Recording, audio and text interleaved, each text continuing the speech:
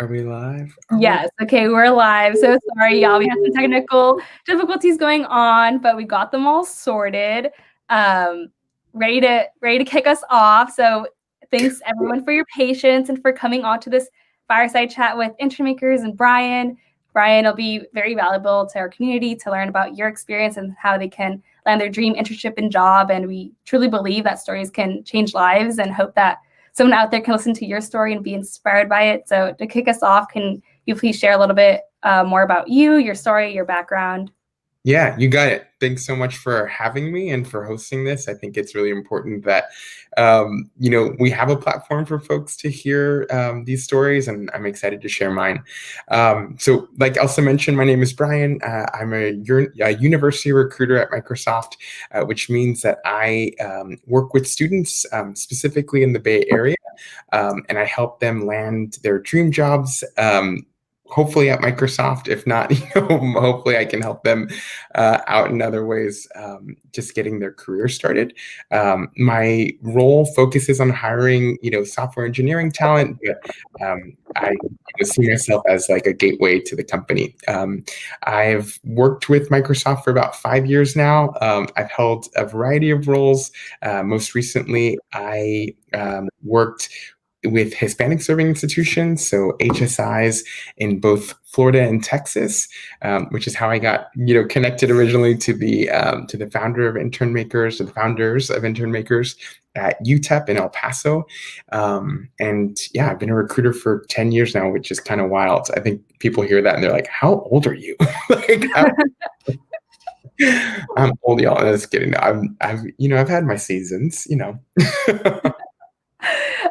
You mentioned how you know the founders, and in our previous live, we were talking about how Intern Makers even came about. So could you actually share a little bit more about June Makers? Yeah. So the founders of Intern Makers, one of them was an intern with us at Microsoft, and on my team, specifically within university recruiting, the director of our organization oftentimes refers to us as recruiters as dream makers, because what we do on the daily is to help students' dreams come true or make those dreams happen.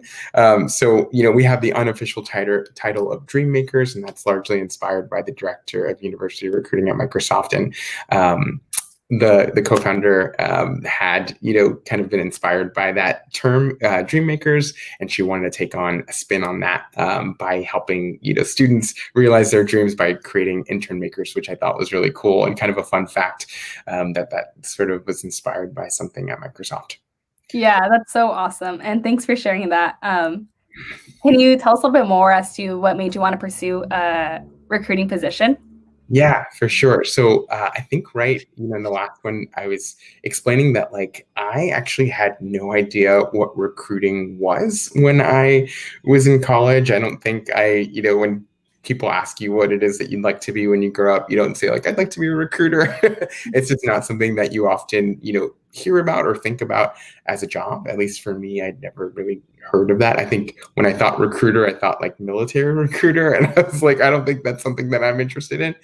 I was explaining earlier that a lot of, my decisions around, career, they kind of were informed by identifying some some North Star values, some things that I, recognized as things being important that I wanted to have in whatever type of work that I committed myself to. And I think other things that I really took into account when making the decisions that I've made in my career is thinking about the strengths and the gifts that I have and how those can best be utilized and where I really want to grow. And for me, working with people is something that I've always been really interested in. Working with communities that have been, underrepresented or underserved is something that I also feel gives me a lot of energy. And I think, evangelizing and being someone who can bring that energy is something that I think is another strength of mine. So when you think about recruiting, that's kind of the perfect overlap. And there's a ton of, different types of recruiting jobs. And I feel really lucky because I feel like I have the right type of, overlap with the things that just logistically I hope would work out. Like I feel passionate about it. I feel like the work that I do has purpose, and it's also something that, fortunately helps, me, fund my life, which is something that I think a lot of people, look for in careers as well. Yeah, I think it's so incredible how just hearing you talk about like why you wanted to pursue this role, you can really see like the passion. And you also touched upon of other great points, which are like having like mentors and really knowing your superpowers and being able to like leverage your superpowers or like strengths as you mentioned them. So those are some just key nuggets that I wanted to point out from just anyone that might be listening to the live. I mean, similar to you, like I wasn't really sure like what I wanted to do when I graduated college, but figuring it out and like that's completely okay, right? Yeah. And I think you do that by trial and error. Sorry to interrupt. It's just like I think that oftentimes, you might feel like you want to compare yourself to someone who like knew what they wanted to be since they were 5 years old. And I think for a lot of us, it's just about like hitting the right walls and then pivoting and then making different decisions. I don't know if you relate to that too. It's just like trial and error. No, yeah, 100%. And kind of switching gears a little bit here, we'd love to hear a little bit more as to like life outside of work, maybe quarantine hobbies that you've picked up. Yeah, totally. So it's funny to think about that now because we're just coming out of like this really intense recruiting season where things get really busy for us. My hobbies, if you were to ask me, what those were a year ago, they'd probably like sound and look really different. In my the last few years in particular, I've had so much travel. That's like been just a part of my job and also just part of my life. Like I had a group of friends in Seattle when I lived there last. I just moved to the Bay Area last year, so I've made my return home, and I'm settling into like something that is a little more just kind of like simple and like routine based, which is something that I'm really grateful for. But in the years past, I think travel and kind of delving into like my most extroverted self is something that I would describe as my hobbies. These days that looks really different, especially with COVID and shelter in place. I just got a bike, so that's something that I've been really pumped about. I go on bike rides like at least twice a week. I spend a lot of time with my family, and specifically my family's dog. We have an Australian Shepherd, and he's like the best dog ever. And kind of just like keeping a small circle and like kind of I'm really into like lifting weights at home. It's like simple times these days, but that's kind of how I recharge.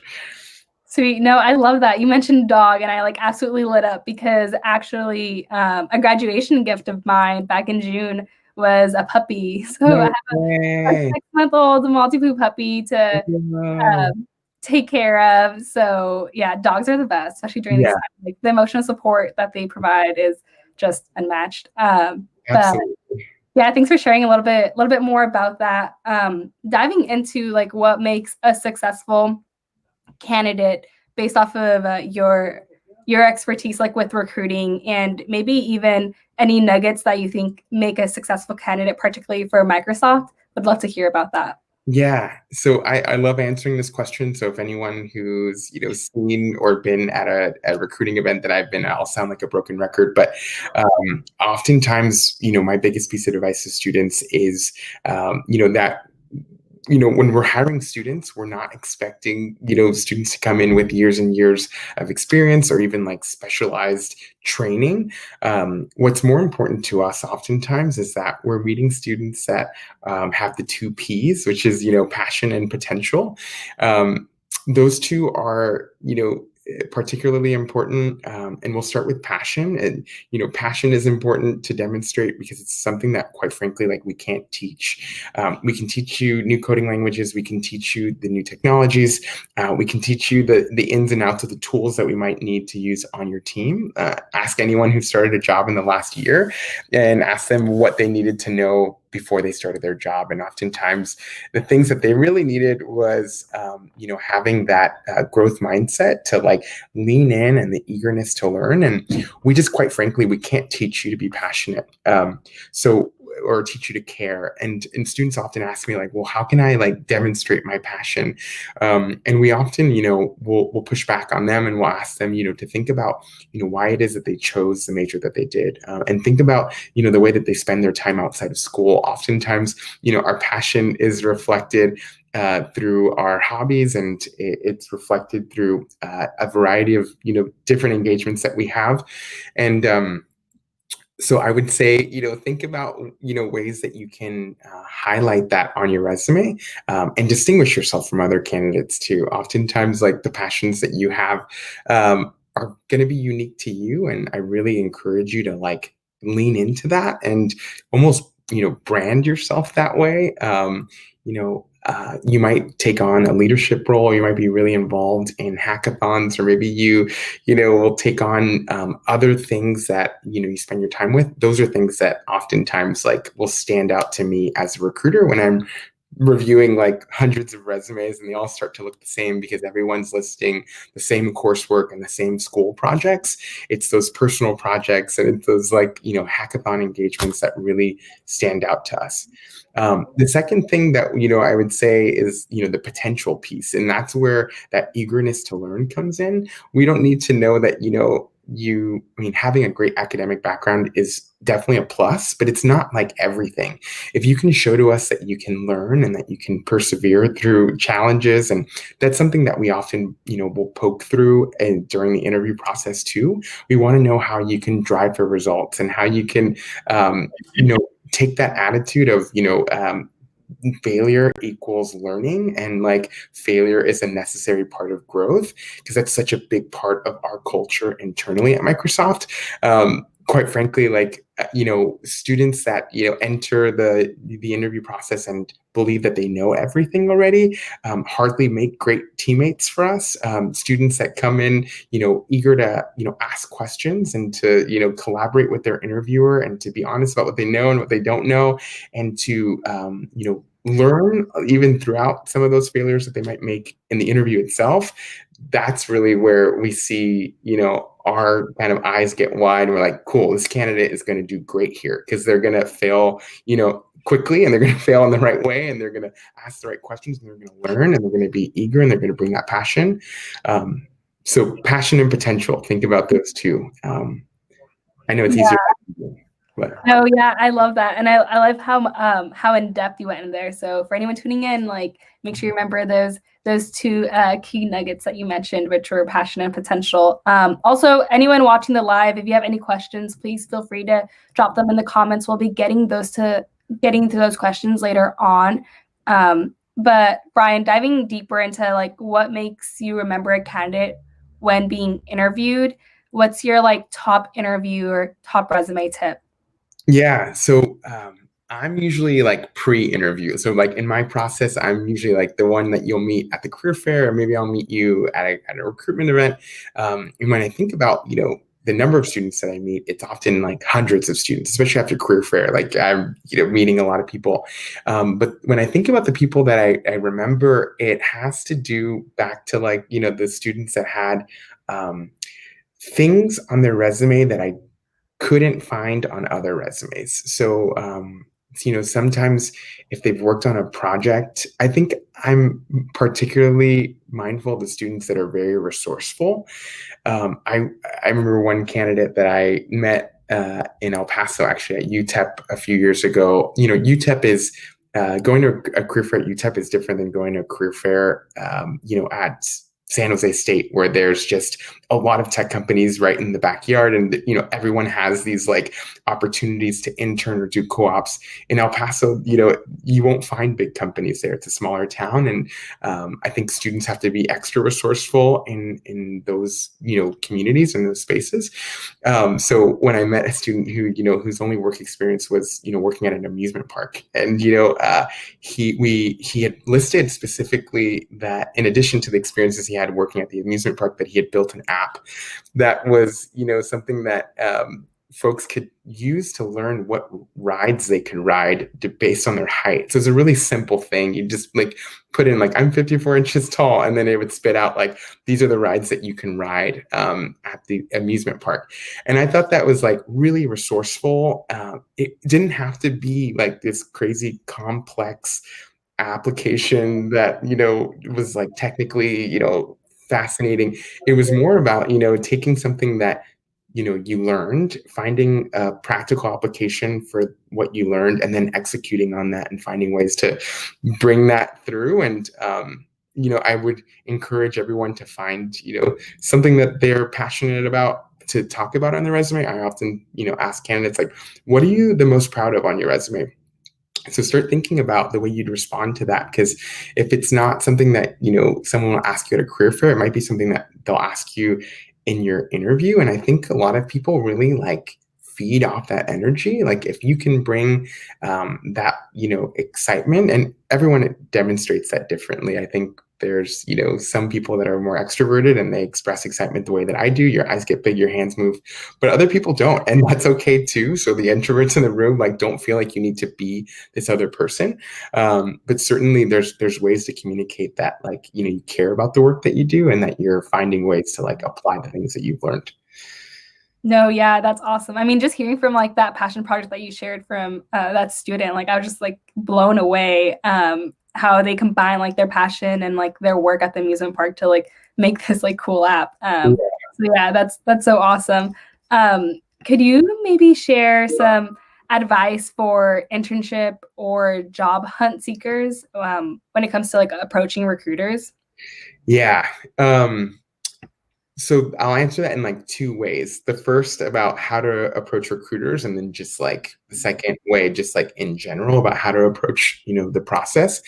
In regards to recruiters, I think that it's just really hard to give advice that is like, going to be applicable across the board, because, recruiters just have like a very different type of job depending on the company that you work for. Like, I know recruiters at Microsoft, we are volume machines. We just have hundreds of candidates, maybe thousands of applicants that we're working with throughout the season. So it gets really hard to keep up with email. So like for me, one of the things that I, ask students to do is like to not like email me unless you had like a question that you couldn't find by, searching the web.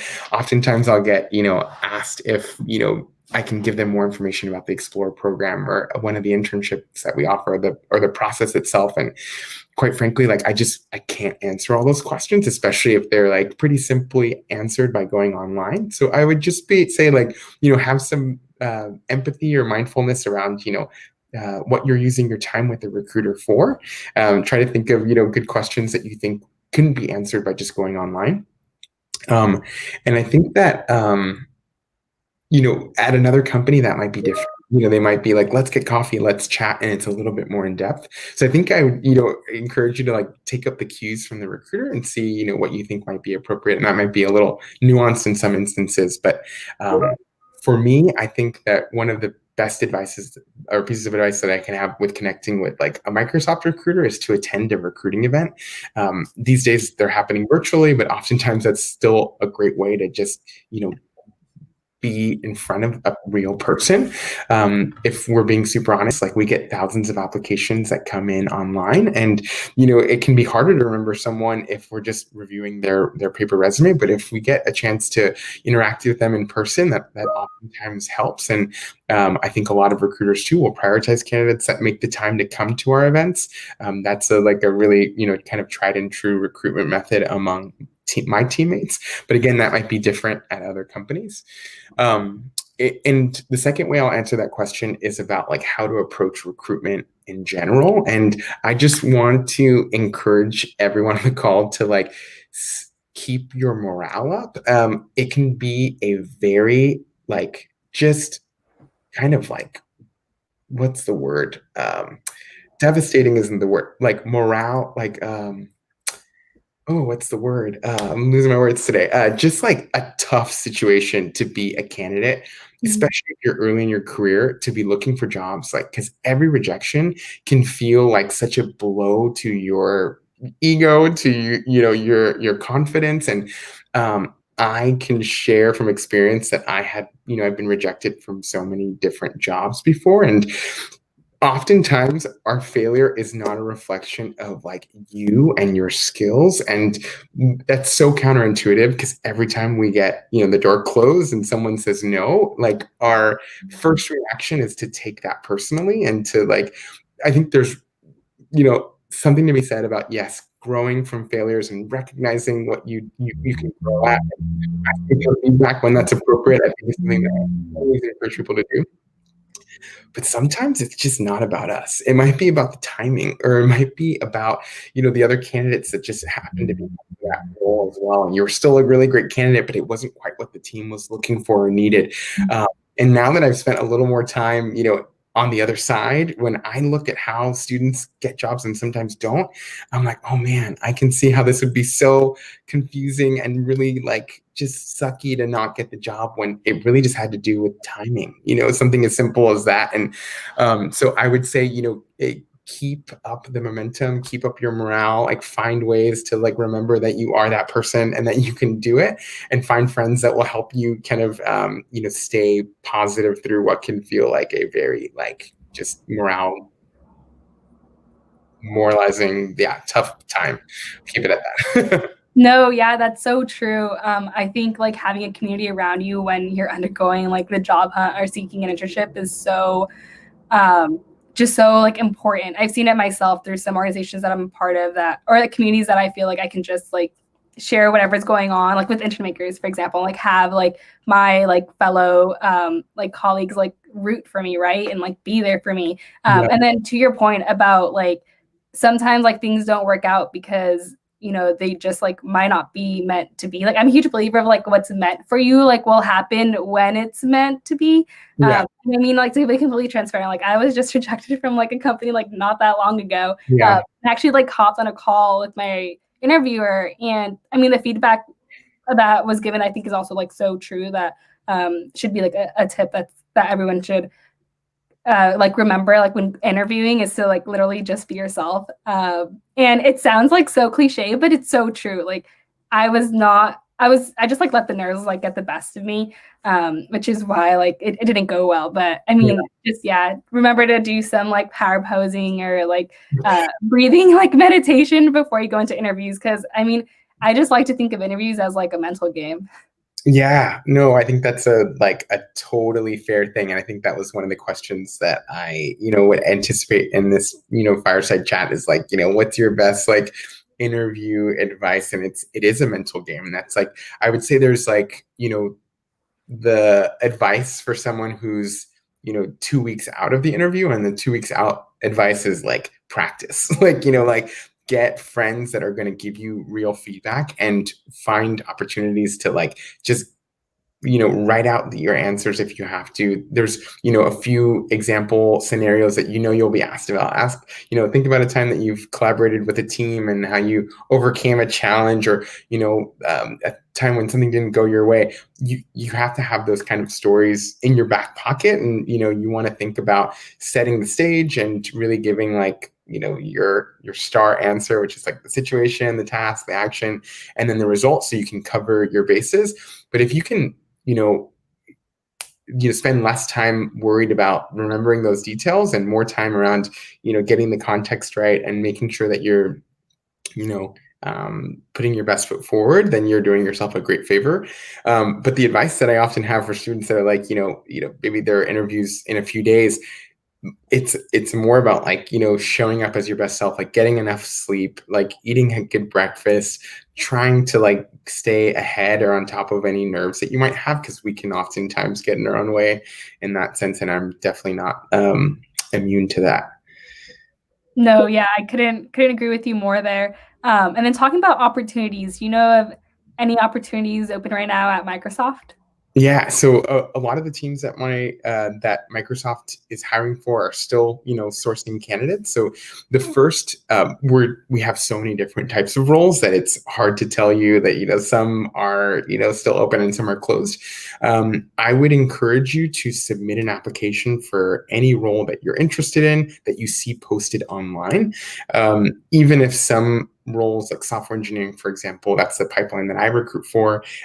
Most of our sourcing, I'll be honest, is kind of done, and that's because we typically post our roles in August, and then we do a lot of heavy recruiting in September and October, and then right around this time in November is when we stop reviewing new applications, and you might get like a pretty quick turnaround time that says like, hey, thanks for your application, but you weren't selected this time. In this instance, that'd be perfect. You could be like a great candidate and you just applied too late, and it's not something that you should take personally, and you'll get this email it sounds automated, but that's the way the cookie crumbles this time of year. But other roles are still hiring for, and maybe other regions are still hiring as well. I would encourage students that are interested in roles at Microsoft to just really be familiar with the timeline, because that does start early. And that's something that I would have never guessed if I was a student. So it's just one of those things that, you have to learn sometimes the hard way, but hopefully most of you knew that.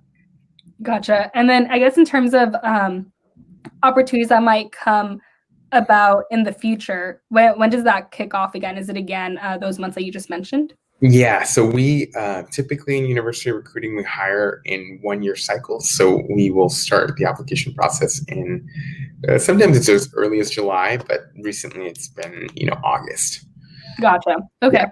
Sweet. It looks like we're gonna jump into Q&A. So if anyone has any questions, drop them in the chat. We're gonna go ahead, and the first one I see here is from Victor, and he asked, what kind of red flags have you ever encountered with a candidate?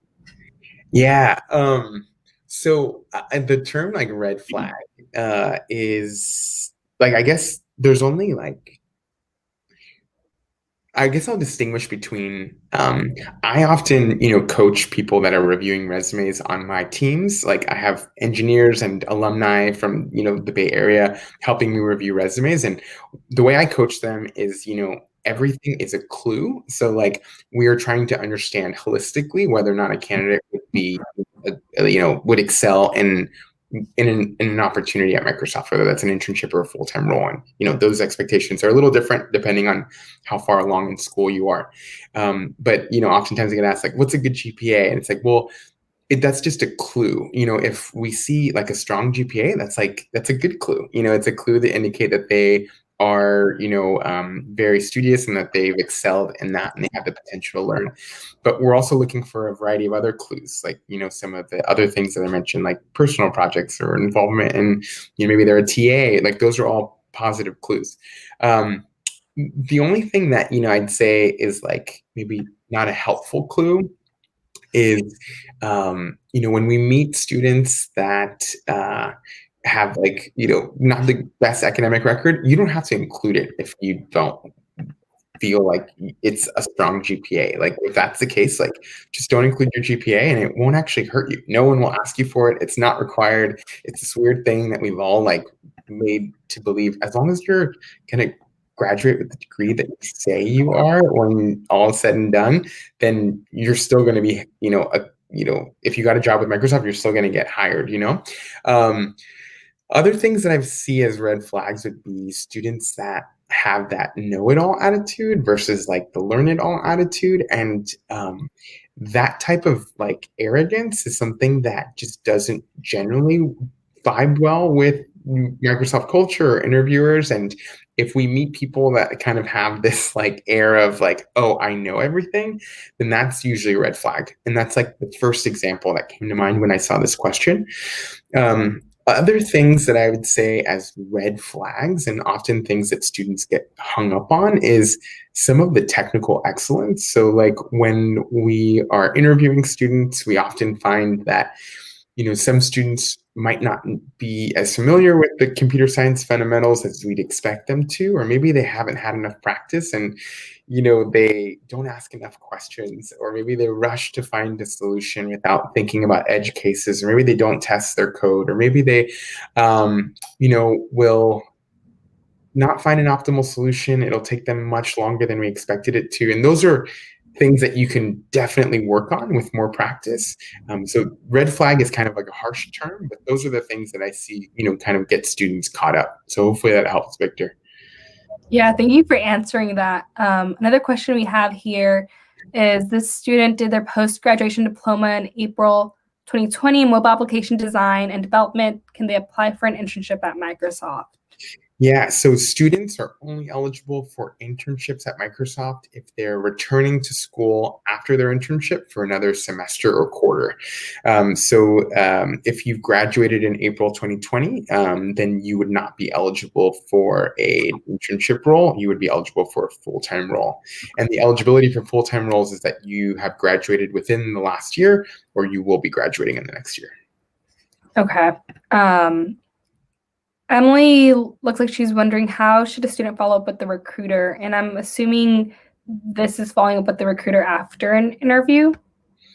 Yeah, so usually you have points of contact. If you're at the final round interview stage, you have someone who's managing your offer, and you should have their contact information because they typically reach out to you before your interview, and then they'll reach out to you afterward. You can be the first one to follow up with them and say, "Hey, thanks, I just finished up my interviews. I hope they went well. I'm looking forward to hearing back from you." You can, ask any additional questions that you might have. They're there to help you with that.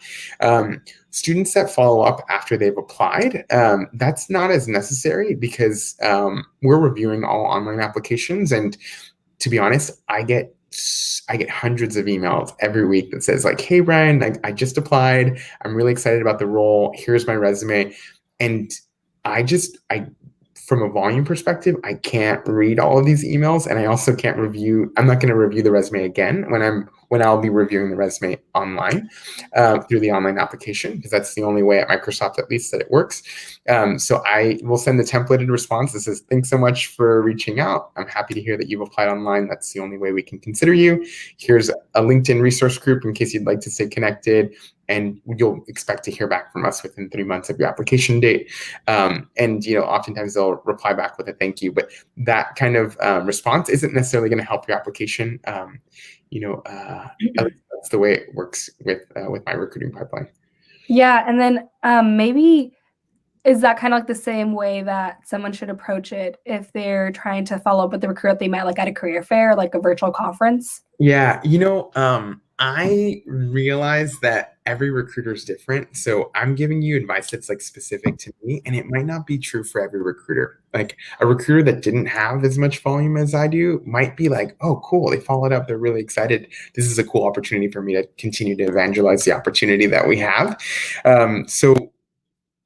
Yeah, this is like it's a nuanced answer because it will depend on the company that you apply for. I don't think it hurts to send an email. Even when I get emails and I send a templated response, I'm not going to ding anyone for sending me an email that I will send a templated response for. So shoot your shot. I don't think there's any harm in that. Yeah, I love that. Shoot your shot, y'all. Yeah. Here's a fun one. What's your favorite part about your job?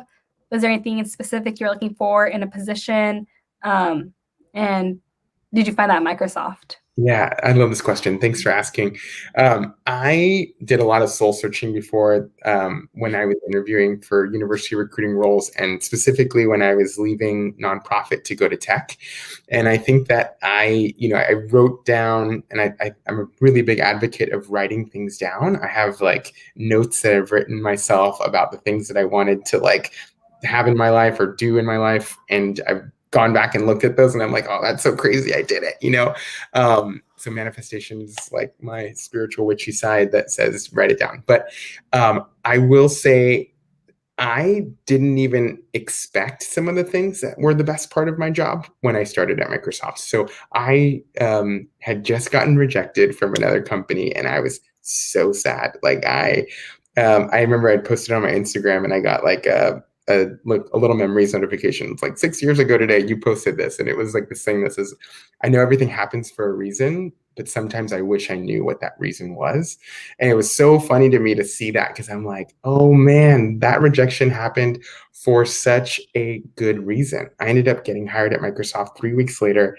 And the job that I got at Microsoft was doing international recruiting. So my very first job at Microsoft, I was on planes to Australia, India, China, Europe, Brazil. I was in Chile. I've done the coolest international travel that I've ever done, and probably the most international travel that I had done with Microsoft, and all of that within the first 2 years of my job. And that was like so unexpected, but the team that I joined like had, recognized the fact that I was like really eager to learn. And I think that with the combination of like the fact that I spoke Spanish and the fact that I, had some international kind of experience in college was something that, made me a candidate for that. And also that was a timing thing, so that was probably my favorite part of the job was the travel. But that's changed now. I think after that job, I left the international thing to do the Hispanic Serving Institution recruiting thing, which was just personally like very fulfilling. So like my favorite part is being able to like help communities that have been underserved and like just zoom out. And even now, like I get to give people jobs, and especially like in a time like right now, like I often feel super just lucky that I get to be the one to be like, yo, you got a job, or like, hey, you got the internship, or like, hey, like, what do you need? As an incoming intern, like I get to live on the bright side of a lot of things, which is something that I just like am grateful for like every day. That's so amazing. Also, so jealous about everywhere you've traveled to. It was so cool. My Instagram was popping. Like it was the coolest thing. Yeah. Oh my God, that's amazing. I'm boring.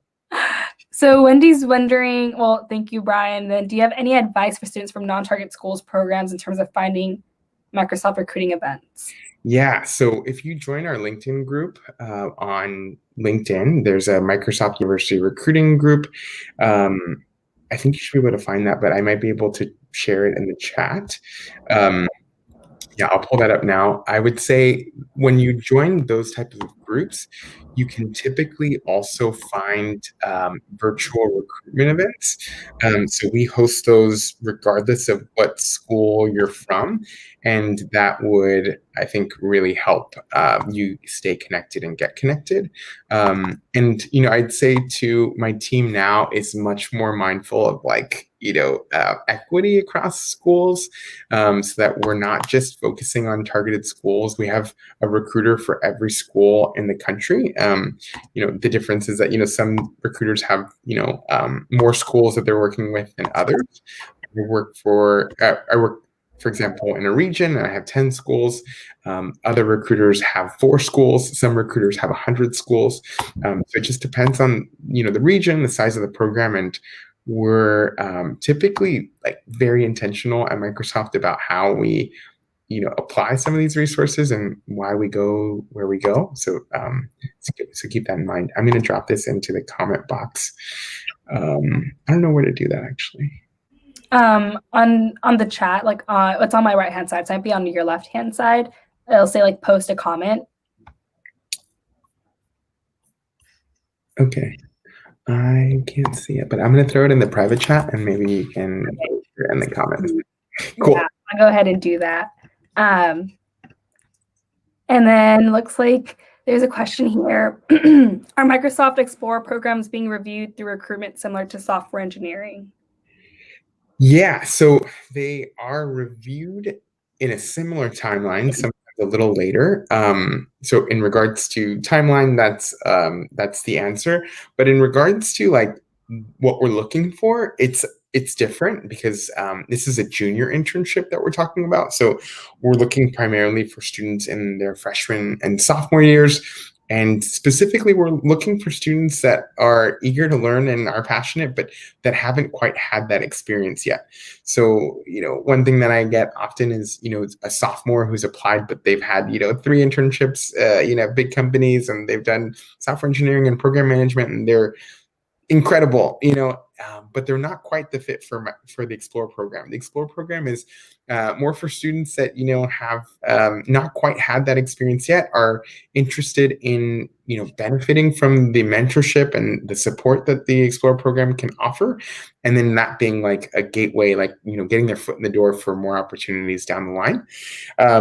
So if that sounds like you, I would definitely recommend applying to that program. And again, even if we've stopped sourcing for that, it doesn't hurt to get your application in.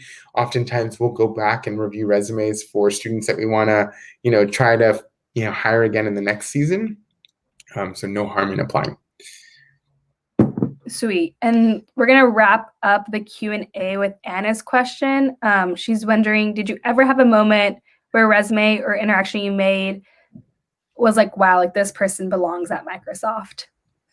Yeah, I get that a lot, honestly. Like I feel super inspired by a lot of the students that I meet. And um, I think it's for different reasons. I think, it's all, based on the context too. Like when I go to Berkeley, it's like Berkeley is an insane place. Like Berkeley's like no other place I've been to. Like everyone I meet has been, coding for forever, and they just have some of the best, you know, experiences and projects, and not all students, but generally, like I'm just like kind of blown away by like some students' expertise and passion, and the fact that they're also entrepreneurial and just very confident. Like it's a different thing. That said, I've also met students from smaller schools that, didn't have that background, that still gave me this sense of like, whoa, like they're going to come here and they're going to like flip things on their head. It's going to be so good. Like I think a team needs these perspectives. So there's different ways that you can be like a wow candidate. So I would keep that in mind. And that's how I'd answer this question, is like, everyone has like something unique to bring, and hopefully with the right type of help with your resume and finding the right mentors and really just saying yes to things, like trying by doing. And maybe that's a good way to like loop back into what we were chatting about earlier, Elsa, about like understanding what your strengths are, really like capitalizing on those, honing in on that, and then just going in the direction that feels right, and especially in the beginning, like you just don't really know. Like you don't know until you try. So you're gonna hit some walls, you're gonna fail, like, and then you'll know like that's not for me, or like maybe I have a lot more to learn in this space. But I definitely encourage you to like fight that fight and keep going. And even if you don't land the job at Microsoft or your dream company, where that might be the first time, your career is long, and like just because you got rejected from one job doesn't mean that you won't get hired later. I didn't work at Microsoft until like 5 years after I had graduated college. And in those first 5 years, I actually, like my first job, I was a volunteer. Like it was like a 1 year volunteer program where I was basically working for free. And I was just like, just give me a job. Like, I'm just happy and eager to learn. And, you know, I wouldn't have guessed it, but then 5 years later, I would have looked back and said, whoa, I learned the most in that first year about the things that I liked and didn't like. And actually now came into Microsoft with all these experiences that I didn't, that have prepared me for just like all of the challenges that came my way. And it's only because I've said yes to that one random thing. So stay open and don't be afraid to fail. Yeah, I couldn't echo more everything you just touched upon, Brian. And thanks to everyone that submitted a question. And Brian, thank you for sharing your story with me, with the Entry Makers community. To everyone watching live, we hope that this was very helpful for you. If you have any questions or follow-ups, feel free to reach out to Entry Makers, reach out to me or Brian. We'll do our best to help you out. And if you want to continue to hear amazing stories like this one, make sure to follow Entry Makers on all of our social media platforms. And we hope you all have a great evening and night. Thank you so much. Thank you so much. Appreciate it. Bye. Good luck, everyone.